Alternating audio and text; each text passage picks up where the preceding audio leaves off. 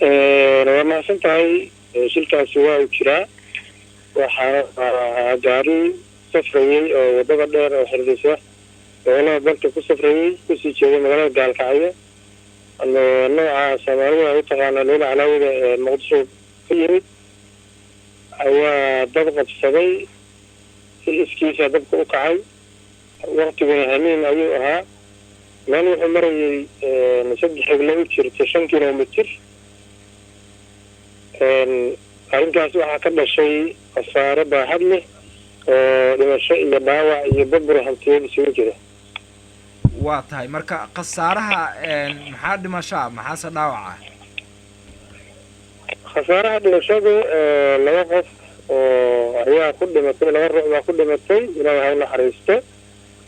5 qofna waa ay ku dhaawacmeen oo dhaawacyada qaarkood ay culus yihiin.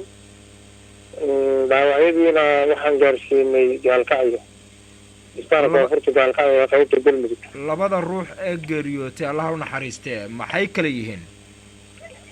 labada ruux waa 2 ruux oo dumar ah oo dhalinyaro ah oo la sheegay inay gaarigan kasoo safreen muqdisho.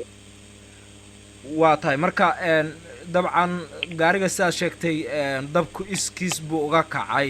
waqtiga uu dabku kacay ma saaka bay ahayd mase xalay? waxay ahayd 10 saac aroornimo ama 6 ama maaragtay 10 saac aroornimo sida loo yaqaano. salaada subax wax yar ka hor ayuu dabku kacay. adigu warku wuxuu soo baxay markii salaada subax la tukaday. dad safrayay iyo dad miyiga meelaha ka meesha meel ilaa bay ahayd. reeyo meelaha ka dhawaayay dad walba ku safrayay iyo ayaa meesha kusoo beegmay. sidaas baa wararku kusoo baxeen. kabacdi gurmad baanu u fidinay oo dad baa 3 xiglo ka aaday maxsuulin oo khayr qaba. anigu meesha waan ka maqnaa mid joogin. adigu dhaawacyadii waa la qaaday, alxamdulilah waan qaadnay. waxaa la gaarsiiyey isbitaalka gaalkacyo. halkaas baa hadda lagu dabiibahayaa xaaladeeda caafimaad. waa tahay marka guddoomiye waxaan ku weydiinayaa dabcan salaadii subax kadib aad ka war hesheen waqti saacad ku dhow ka horuna dabku kacay sidaad sheegayso. marka dadka dhaawaca ayaa badbaadiyey ma iyagaa gaariga ka baxay mase dad baa ka badbaadiyey? gaariga dadka dhaawaca ayaa ka baxay. waxa kaliya caawinayay oo markii hore sida u fudud gaariga uga baxay waa darawalka gaariga. isaga iyo daaqadaha iska furay iyo dabku guduhu ka kacay. isla markiiba marka qaybta u dambaysa gaariga ayay gabadhuhu ku jireen. 4 qof baa weliba ku jirtay sida xogta ku helnay. 2 rag iyo 2 dumar ah. 2 ragga ahayd waa ay ka boodeen oo dabkii bay dhex mareen. sidaas bay ayagana dhaawacyo culus ku gaareen. 2 gabdhoodna way ka bixi waayeen meeshii. haddii kolley waqtigana waa ku dhammaaday. dhacdo xanuun badan ayaa meeshaas ka dhacdo. wadihii gaariga waa ku gubtay ilaa qoraxda soo dheeraatay. markii dadka ay soo gaareen meesha gaarigu gubanayay. 2 qof ee gaariga ku jirta dad kale way baaba'een. markii hadda meeshii la yimid oo la dabcay meydkii in la duugo wax yacni meyd ahoo isku aadan oo la duugi karo ma aysan jirin. ha yeeshee wax un lafa iyo wixii gacantu qaban kartay oo meesha laga soo helay ayaa la isku keenay lasoo ururiyey. 3 xiglo ayaana lagu duugay. dee waxaan leenahay ilaahay ha u naxariisto dadkaas. ehelkoodiina samir iyo iimaan ilaahay ha ka siiyo.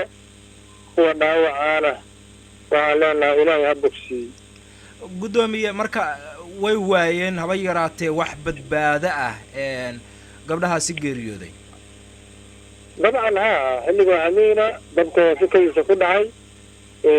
gaariga darawalka ayaa joog markaas wax badbaadin tagayay. waa argagaxay hadda dhacdo uu la kulmay waa dhacdo qof ku keeni karta inuu qofku moor lahaan xitaa isbedelo. waxaan ugu maqaanaa gaariga qof weyn oo shayba ayaa saarnaa oo qaybta hore ka saarnay oo dumara waa u dejiyey. 2 qof oo la socotay dhaawac baa gaaray. 2 ragga oo bidcaysiba ka soo baxday way dhaawacmeen. dabkuna si kadisa ayuu gaariga ugu wada baahay ilaa qaybta kore reerka xamuulka ka saarnaa. أنا بدأ قد شكرا سارنايد يجودها يكله في هالمربو دبكي ولا خبصة ma la aqooday labada ruux ee geeriyootay allaha u naxariistee ma la aqoonsaday eheladoodiisa wax soo hadlay ma jiraan aniga magacyadooda ma aanan aqoonsan laakiin dadkooda way soo hadleen meydadka in la duugo iyo waxyaabahaas dadku way soo hadleen hadda xogta dhan waxa weye waa la helay dadka dhanna hadda waa la ogaa safarkooda iyo dad ma aragtay garanayay ahaayeen haddii dhacdaduna sidaas ayay ahayd ama xanuun badan bay ahayd runtii ilaahay subxaana watacaala waxaan leenahay ayagana ha u naxariisto inta dhimatay inta kalena ha kabo kuwa dhaawacaana isbitaala tacbi yaaliin kolley xaaladooda qayb ka mida way cuslayd dawaga allaha bogsiyaan leenahay waa mahadsantihin gaarigu safarkiisu gaalkacyuu ku ekaa kolley gaalkacyu kusii jeeday meel oga sii gudbaayay ma garan karo laakiin taargetkiisa gaalkacyu ahaa